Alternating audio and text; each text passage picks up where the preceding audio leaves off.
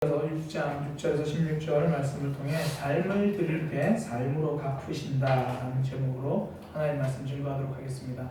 삶을 드릴 때 삶으로 갚으십니다. 뇌물과 선물은 다릅니다. 선물은 상대방을 위해서 주는 것이거든요. 뇌물은 나를 위해서 상대방에게 주는 거죠. 그러니까 선물은요, 주는 사람도 기쁘고 받는 사람도 기쁩니다. 그런데 뇌물은요, 주는 사람도 뭔가 필요해서 주는 거라서 줄 때 마음 좀 부담스럽고요, 받는 사람도 내가 뭔가 해줘야 될 것 같은 그런 걸 알기 때문에 받는 마음이 부담스럽습니다. 그러니까 선물을 주고받으면요, 관계가 끈끈해지지만 뇌물을 주고받으면요, 관계가 끈적끈적해집니다. 그러니까 뭔가 좀 찝찝한 거죠. 뭔가 가까워진 것 같은데 찝찝해지는 그런 거죠. 결정적인 차이는요, 마음입니다. 진짜 주고 싶은 마음으로 주는 건 선물이고요, 주고 싶지 않은데 어쩔 수 없이 줘야 하는 것, 혹은 다른 것을 기대하며 주는 것이 뇌물입니다. 그러니까 마음이 담기지 않으면 뇌물입니다.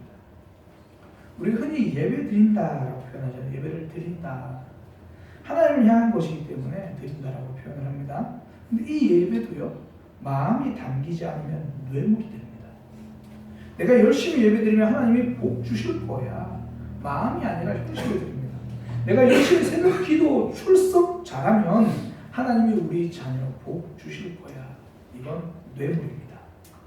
저 어릴 때 부흥회 갔어요. 어릴 때 이제 부흥회 목사님 들어오시면 가끔씩 제가 들었던 그 이야기들이 기억나요. 대부분 왜 좋은 건 잘 기억 안 나고 꼭 나쁜 것만 아직까지 머릿속에 남아있는데, 주일에 빠지고 놀러 갔더니 교통사고가 났다. 뭐 이런 이야기. 무슨 사고가 났더라. 다리가 부러졌더라. 주일에 빠지면 다리가 부러졌더라. 심지어 제가 이런 이야기도 들었어요. 2004년도요. 제가 신학대학원 다닐 때인데 2004년도 12월 26일에 인도네시아에서 발생한 쓰나미라고 부르는 해일 있잖아요. 해일. 그래서 그게 12월 26일이었잖아요. 어떤 목사님이 성탄절을 빼먹고 가가지고 당한 심판이라고 이야기를 했습니다. 이 당시에 굉장히 사회적으로 뉴스로 또 이렇게 좀 문제가 됐었거든요. 이런 잘못된 이야기 때문에 그런 마음이 드는 거죠. 내가 피해보지 않고 싶어서 예배를 드리는 그런 마음들이 내심 있는 사람도 있다는 거죠. 이게 뭐냐면 예배가 뇌물이 되는 거예요. 예전에 한 재벌 부회장이 그런 얘기 했잖아요. 청와대에서 눈치를 주는데 어떻게 돈을 안 줄 수가 있냐. 그러니까 무서워서 두려워서 그렇다는 거죠. 일종의 뇌물이죠. 그러니까 뭘 받으려고 주는 것도 뇌물이지만 안 빼앗기려고 또 주는 것도 뇌물인 거죠. 마음에도 없는 것을 주기 때문이죠. 마음에도 없이 예배를 드리면 뇌물입니다. 지금 미가는요, 이스라엘 백성들이 드리는 제사가 뇌물이라고 말합니다. 하나님 앞에서 송아지도 잡고 양도 잡고 많은 제물을 드려서 제사를 드리는데 그건 제사가 아니다, 뇌물이다. 무슨 말이냐면 마음이 들어있지 않다는 거예요. 오늘 본문은 제사에 대한 하나님의 뜻이 담겨 있거든요. 오늘날로 말하면 예배라고도 말할 수 있죠. 하나님 앞에 서 있는 우리의 신앙생활이라고 말할 수 있습니다. 거기에 대한 하나님의 뜻이 담겨 있습니다. 미가 선지자가 묻고 대답하는 형태로 이제 이야기를 해주는 거예요. 하나님이 기뻐하시는 신앙생활은 어떤 건가? 먼저 이렇게 질문하는 거예요. 사람이 질문합니다. 내가 무엇을 가지고 하나님께 나아가야 할까요? 어떻게 제사 드려야 할까요? 송아지를 가지고 갈까요? 숫 양을 가지고 갈까요? 얼마나 많은 양을 가지고 가면 되겠습니까? 내가 죄를 용서받고 싶은데 뭘 바쳐야 할까요? 내 아들을 바치면 될까요? 이렇게 질문하는 거예요. 그러니까 선지자가 이렇게 대답합니다. 하나님께서는 그런 걸 기뻐하지 않으신다. 아무리 많은 재물을 가지고 와도 그것을 기뻐하는 것이 아니다. 하나님께서 너에게 원하시는 것은 삶이다. 정의롭게 행하고 인자를 사랑하고, 이게 인자라는 게 사랑하는 마음이거든요. 다른 말로 독한 마음을 품지 말고 긍휼한 마음을 사랑하라. 긍휼한 마음을 좀 좋아해라. 내가 마음이 긍휼해지는 것도 행복해져라. 그런 이야기죠. 그러니까 사람은 재물을 이야기할 때 하나님은 선한 삶, 선한 마음, 삶을 말씀하시는 거죠. 그러니까 재물은요, 돈만 있으면 드릴 수 있습니다. 삶은요, 마음이 있어야 드립니다. 그래야 진짜입니다. 반대로 우리가 돈이 아니라 헌신을 할 때도요, 마음 없는 헌신, 마음 없는 삶은 돈으로 드리는 양과 소와 그와 조금도 다를 바가 없는 거죠. 하나님 진짜 원하시는 것은 마음이 담겨져 있는 그러한 삶입니다. 근데 이스라엘 백성들은 삶을 드리지 않았습니다. 그냥 마음 없이 그냥 양 잡고 소 잡았어요. 마음 없이 잡는 양과 마음 없이 잡는 소는요, 제사가 아니라 도축입니다. 마음 없이 소를 죽이면 그건 도살일 뿐입니다. 마음이 없으면요, 소 잡는다, 양 잡는다, 겉모습은 똑같죠. 껍데기는 똑같습니다. 근데 그 껍데기만 남아버렸습니다. 껍데기죠. 껍데기는 능력이 없습니다. 저는 그러니까 제일 안 믿는 것 중에 하나가, 오늘 청소년들 2명, 대학생들 몇 명 있는데 제일 안 믿는 것 중에 하나가 아이들 공부 시간이에요. 학원에 몇 시간 앉아 있었다. 자율학습 시간에 몇 시간 앉아서 공부했다. 앉아 있는 시간은 사실 껍데기거든요. 껍데기 시간이 아무리 쌓여도요, 성적이나 능력으로 나타나지 않습니다. 그러니 오랜 시간 앉아 있어도 성적에 변화가 없습니다. 그래서 한때 우리나라에서 그래서 유명했던 책이 몰입에 대한 책이었거든요. 굉장히 인기였죠. 1시간만 공부해도 몰입해서 공부하면 5시간 껍데기처럼 앉아 있는 것보다 낫다는 거예요. 그래서 너도 나도 몰입에 대한 책을 쓰고요. 몰입에 대한 책 굉장히 많이 봤었습니다. 요즘 또 몰입에 대한 이야기가 쭉 들어간 것 같아요. 몰입도 뭐냐면 결국 껍데기만 똑같은 게 아니라 그 안에 마음을 쏟아붓는 게 몰입이잖아요. 그 짧은 시간 안에 폭발적인 힘, 그 마음을 쏟아부을 때 나오거든요. 그때부터 달라지는 겁니다. 껍데기 신앙은요, 변화가 없습니다. 껍데기 예배는요, 능력이 없습니다. 그 속에 마음이 담겨야 합니다. 마음에 담기는 예배에서 능력이 나오고 삶이 달라지는 거예요. 찬양도요, 마음 없이 부르면 가요와 별 다를 바가 없습니다. 반대로요, 가요를 불러도 하나님께 마음을 드리면 그게 바로 찬양이에요. 제 가요 중에서도 가끔씩 이 가요를 듣다가 이건 따라 부르면서 하나님께 찬양한다는 기분이 드는 그런 가요가 있어요. 그 김종환 씨의 사랑을 위하여라는 혹시 노래 아세요? 저는 그 찬양 처음에 들을 때 찬양이죠. 그 노래 처음 들을 때요, 무슨 찬양인 줄 알았어요. 잘 불러야 되는데. 부르지 말았어. 예전에 지금 제안해 그랬어요. 가사만 부르자. 이른 아침에 잠에서 깨어 너를 바라볼 수 있다면, 물 한 개 피는 강가에 서서 작은 미소로 너를 부르리. 하루를 살아도 행복할 수 있다면 나는 이 길을 택하고 싶다. 세상이 우리를 힘들게 하여도 우리 둘은 변하지 않아. 너를 사랑하기에 저 하늘 끝에 마지막 남은 진실 하나로 오래 두어도 진정 변하지 않는 사랑으로 남게 해줘. 제가 오늘 악보를 딱 줬어야 되는데 저는 정말로 이 노래를요, 가끔씩 가사를 살짝 바꿔서 불러요.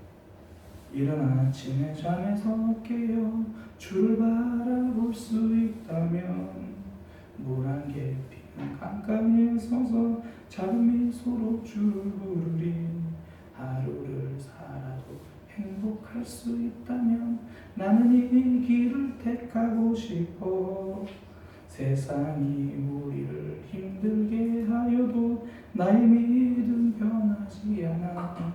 주를 사랑하기에 저 하늘 끝에 마지막 남은 사명 하나로 오래 두어도 진정 변하지 않는 목회자로 남게 해주오.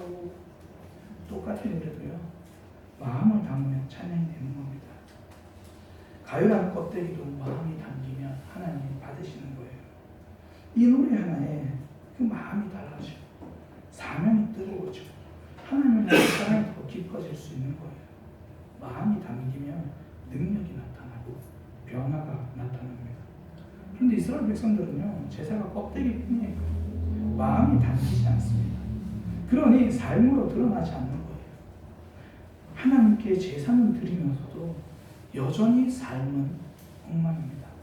10절에 보면 아직도 불의한 재물이 있느냐. 그러니까 여전히 제사는 많이 드리는데 불의하게 살아가고 있느냐. 그러니까 편법으로 쌓은 재물들 있잖아요. 보면 이제 축소시킨 가증한 예배라고 하는데, 이게 오늘날로 말하면 저울 속이고 이런 얘기예요. 그 에바라고 하는 게 이 도량형 단위인데요. 우리나라 말하면 한 말 정도 돼요. 그러니까 22리터거든요. 그러니까 약간 차이가 나지만 에바 그러면 가로 적으세요. 한 말 22리터. 그러니까 축소시킨 에바라는 게 뭐냐면 이제 그 부자들이 이제 그 가난한 사람들이 돈을 빌려주는 거예요. 뭐 쌀을 빌려주는 거예요. 한 에바를 빌려줄게 그러는데 그게 한 3분의 2 정도 크기밖에 안 되는 거예요. 이거 한 에바야 그러고 3분의 2만 주는 거예요. 그리고 이자 받을 때는 더 큰 에바로 다는 거예요. 너 왜 이거밖에 안 가져왔냐? 이제 그런 식으로 하는 거죠. 다른 사람에게 적게 주려고 속이는 모습입니다. 뭐 속이는 저울 주다 그런 거예요. 11절, 12절도 계속 그런 말이거든요. 너희가 정직하지 않은 삶이다. 삶이 엉망이다. 사실 우리 특히 한국에 이런 모습도 요즘 굉장히 많죠. 우리는 에바를 속이지 않습니다. 서류를 속입니다. 서류를 속여가지고 어떻게든 간에 내가 적게 내려고 하고 많이 받으려고 합니다. 사실 우리나라가 복지에 투입하는 비용이 적지 않거든요. 그런데 그 복지에 투입하는 비용들이 다 속인 서류 속에서 엉뚱하게 나가는 거죠. 그러니까 속인 에바 그런 거죠. 그러니까 삶이 엉망이 되는 거예요. 너희가 정직하지 않다. 그러니 하나님께서 이렇게 말씀하시는 거예요. 13절부터 보면 내 죄로 말미암아 너를 황폐하게 하겠다. 그렇게 속여서 많이 먹었느냐? 배부르지 못할 거다. 속이 빌 거다. 내가 막 숨겨놔도 그거 없어질 거다. 씨를 뿌려도 추수하지 못할 거다. 하나님께 삶을 드리지 않고 껍데기뿐인 제사, 껍데기뿐인 경배, 껍데기뿐인 신앙생활을 하니까요. 그 결과 하나님도 너희의 삶에 그 알맹이가 없는 삶으로 만들어버리겠다. 아니 껍데기조차도 남지 않게 만들겠다. 그렇게 말씀하시거든요. 하나님께 삶을 드리지 않으니까 그들의 삶이 무너진다는 거예요. 이거 뒤집으면 우리에게 굉장히 중요한 메시지가 됩니다. 이스라엘 백성들은 신앙에서 삶이 없었어요. 그러니 삶이 무너졌거든요. 반대로 신앙에서 삶을 하나님께 드리면 하나님께서 우리에게도 삶으로 갚아 주신다는 거예요. 이 가장 대표적인 게 다윗 왕을 보면 알거든요. 다윗 왕이 이제 궁전에 있으면서 어느 날 그런 마음이 든 거예요. 나는 이렇게 좋은 궁전에 살고 있는데 하나님께서 지금 성막에 계시다니. 그 성막, 그러니까 하나님을 상징한 언약궤가 하나님은 성막을 지으라고 해서 쉽게 말이 좋아 성막이 천막이잖아요. 그러니까 하나님은 지금 밖에서 천막에 계시고 자기는 궁궐에 있고 그러니까 그게 마음이 좀 이게 안 좋은 거예요. 그래서 정말 좋은 뜻으로 하나님을 위해서 성전을 지어야겠다. 하나님 향한 마음이죠. 다윗에게 성전은요 단순히 건물이 아닙니다. 번지르르 좋은 껍데기 건물이 아니고 하나님을 향한 다윗의 마음이고 헌신이고 삶이었어요. 그러니까 다윗은 전쟁이 생기고 나서도 전리품을 가지고 꼭 하나님 성전 지으려고 그렇게 잘 준비했던 사람이에요. 그러니까 삶이었거든요. 자, 분명히 하나님께 드리고 싶다고. 하나님, 제가 제 삶을 그렇게 드리고 싶어요. 그랬더니 하나님이 선지자를 통해서 나중에 다시 이렇게 말씀하십니다. 처음에 선지자에게 말했던 선지자 듣고 좋은 것 같아요. 나중에 하나님 다시 선지자고 그거 아니다. 다시 가서 말해라. 그래서 말하는 게 나를 위해서 집을 지으려고 하지 마라. 오히려 내가 너의 집을 지어주겠다. 오히려 내가 너의 가정, 너의 집안, 너의 왕권, 너의 나라 내가 강하고 견고하게 해주겠다. 하나님께 삶을 드리려고 했더니 하나님이 그에게 삶으로 갚아주시는 거예요. 똑같이 성전을 짓고도요. 하나님과 상관없이 살았던 사람이 있습니다. 헤롯입니다.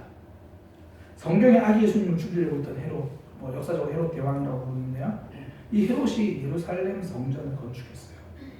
그는 이제 이스라엘 백성들의 마음을 얻고 싶었거든요. 자기가 왕이 된 것도 로마가 인정해줘서 왕이 됐거든요. 그러니까 이제 사람들에게 인정받고 싶은 거예요. 그래서 성전을 건축하기 시작했습니다. 굉장히 화려하게 세웠습니다. 성전을 화려하게 세웠는지 모르시겠지만 그의 마음은 그 성전 속에 담기지 않은 거예요. 그러니 예수님이 태어나셔도 죽이려고 하는 거죠. 그가 지은 건물은 성전이 아닙니다. 껍데기입니다. 우리의 헌신과 예배도요. 껍데기가 될 수도 있고 성전이 될 수도 있습니다. 똑같이 교회 청소, 식당 공소, 예배를 드려도 그 헌신으로 믿음의 성전을 지어가는 사람이 있습니다. 하나님께 마음을 들여서 하나님께 삶을 들여서 하는 헌신이 그렇습니다. 이런 사람은요. 많이 섬기고 헌신할수록 주위 사람들이 그 사람을 통해서 사랑을 느껴요. 하나님을 향한 마음을 헌신해서 그래요. 꾸밈이 없는 삶이라서 그래요. 반면에 껍데기 헌신이 있거든요. 예배를 드리고 주방 공사하고 전도를 하고 근데 하나님을 향한 마음이 아니에요. 눈치 보면서 하죠. 의무감이라 사는 거예요. 그러니 꼭 내 뜻대로 해야 되는 거예요. 이왕 의무감을 하니까 내 마음대로 하고 싶은 거예요. 내가 배려받아야 되겠고 내가 결정해야 되겠는 거죠. 껍데기 믿음을 만들어가는 거예요. 그 속에는 하나님의 갚으심이 없습니다. 그러니 하면 할수록 지칩니다. 하면 할수록 고갈됩니다. 공동체도요, 눈치를 보고 자신도 불만이 쌓여가고 그런 껍데기 속에는 능력이 없는 거예요. 하나님은 삶을 드릴 때 삶으로 갚으시는 거예요. 삶을 드릴 때 새 힘을 주시고요. 삶을 드릴 때 우리의 삶이 주님 안에서 풍성하게 해주시는 겁니다. 우리의 신앙, 삶으로 하나님께 드릴 때 하나님이 삶으로 갚아주실 겁니다. 어떤 신앙이 삶을 드리는 신앙입니까? 우리의 삶에서도 하나님이 갚아주는 것들을 좀 풍성하고 하나님이 주신 힘으로 감당해야 되겠잖아요. 그럼 어떻게 해야 됩니까? 하나님과 관계가 깊어지는 신앙이 삶을 드리는 신앙입니다. 이스라엘 백성들이 많은 제물을 드렸잖아요. 양도 드리고 소도 드리고 드릴 수 있는 거 다 드렸어요. 그런데 하나님과의 관계는 전혀 깊어지지 않았습니다. 하나님은 이스라엘 백성들에게 정의로운 삶을 살아가기를 원했고요. 사랑이 많은 삶을 원했고요. 하나님과 동행하는 삶을 원하셨습니다. 그러니까 다른 말로 하나님과 더 관계가 깊어지는 하나님과 하나님이 원하신 것을 하는 그걸 원했거든요. 신앙생활은 절대 과업이 아니라 관계입니다. 무엇을 하든지 하나님과 관계가 깊어져야 진짜입니다. 과업 달성이 아니에요. 교회들마다 과업 달성 믿음이 꼭 있잖아요. 저 이것을 섬기겠습니다. 혹은 주변에서 사역을 권면하면 동참하긴 하는데 이런저런 봉사를 하는데 전부 과업 달성이에요. 그러니까 내가 하고 있다는 것, 거기에 관심이 있는 거죠. 내가 이걸 했다, 이만큼 하겠다. 그러니 어떨 때는 막 일찍 와서 주일학교도 하고, 뭐 청소도 하고, 뭐 교회 늦게까지 정리도 하고, 그러더니 어느 순간 사라지는 거예요. 어느 순간에 그만두는 거예요. 꾸준하지 못하는 말하려는 게 아니라 그 과정 속에서 하나님과 깊어지지 못한 것. 이것이 문제입니다. 사명은 하나님과 깊어질 수 있는 기회입니다. 하나님과 깊어지지 못하는 건 사명이 아니라 숙제예요. 그거는 과업입니다. 북이스라엘의 예후라는 왕이 그랬잖아요. 하나님이 예후에게 기름 부어서 왕을 세우고요. 네가 아합의 그 가정들을 다 멸해라. 아합 그 가정이 너무나 하나님을 떠났다. 그러니 예후가 굉장히 열심히 아합 가문을 다 죽여요. 그러면서 바알 섬기는 제사장, 이스라엘 섬기는 제사장, 이세벨 섬기는 제사장 다 죽여요. 아세라입니다. 죄송합니다. 아세라고 아세라 섬기는 바알과 아세라 섬기는 제사장을 다 죽여요. 굉장히 열심히 해요. 그 모든 과정 대단했거든요. 그런데 하나님과 관계가 깊어지지 못했습니다.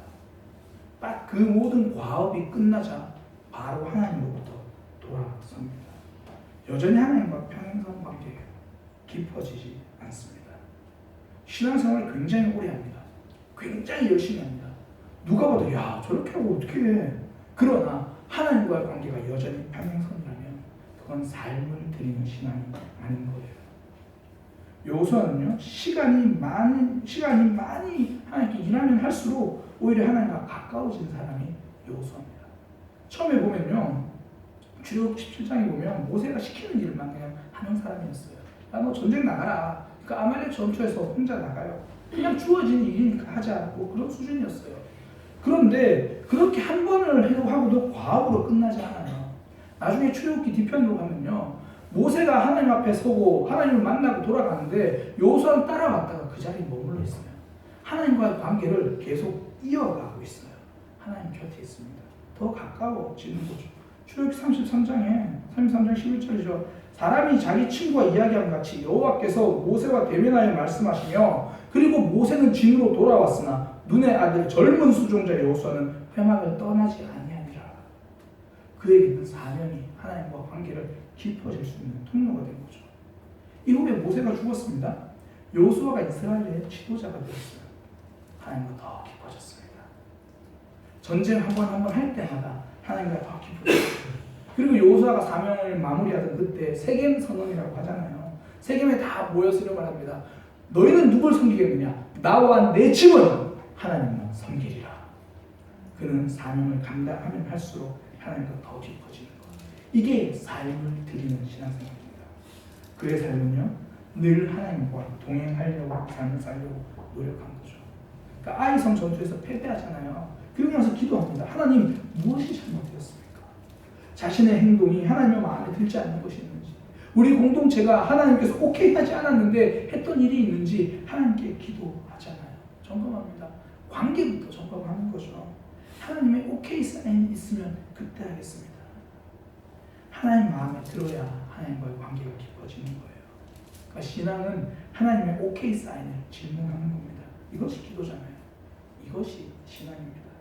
우리가 예배하기 전에 기도하는 거, 사명을 앞두고 교회에서 섬기려고 할 때 앞두고 기도하는 거, 우리 사역에 하나님의 오케이를 받기 위해서예요. 하나님의 마음에 드는 헌신을 하기 위해서입니다. 그 마음 놓칠 때가 많으면요, 우리가 막 섬기고 할 때마다 자꾸 우리의 삶이 하나님과 좀 멀어진 느낌이 들면 어떤 사명이든지 감당하기 전에 오케이 사인 받고 하시기 바랍니다. 기도하는 거죠. 하나님, 저를 지켜주세요. 제가 이제 담임 목사가 되다 보니까 이제 여러 가지 신방을 부목사들과 많이 하잖아요. 전화도 해야 되고, 어느 순간에 제가 전화하기 전에 기도하기 시작하더라고요. 하나님, 전화합니다. 그러면서 기도하고, 만나러 갈 때 기도하고.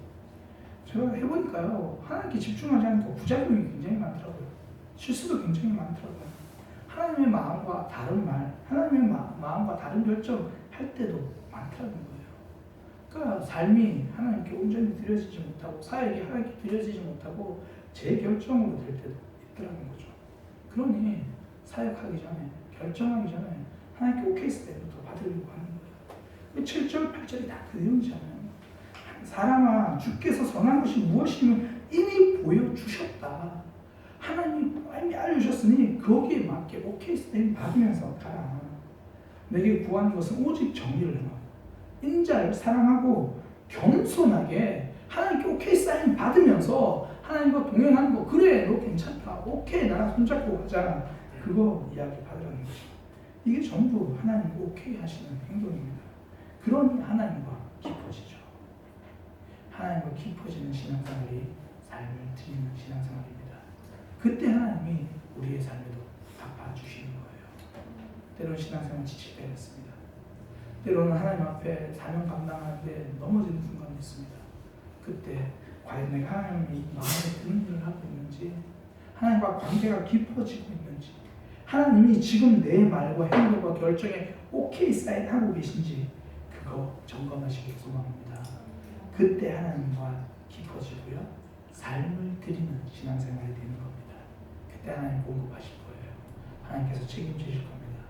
저는 우리 모두가 하나님께 삶을 드리는 신앙생활, 그래서 하나님이 삶으로 풍성히 갚으시는 그런 믿음 생활하게 되는 하나님의 백성 되시기를 소망합니다.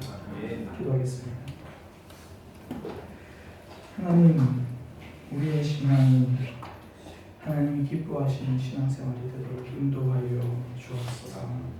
삶을 드리기 원합니다. 어떤 모습이든 간에 하나님과 더 깊어지는 신앙생활 그렇게 하기 원합니다. 하나님께서 마음에 들어하시는, 하나님이 오케이 하시는 그런 일, 그 모습으로 나아갈 수 있는 우리의 삶이 되도록 인도하여 주옵소서. 예수님의 이름으로 기도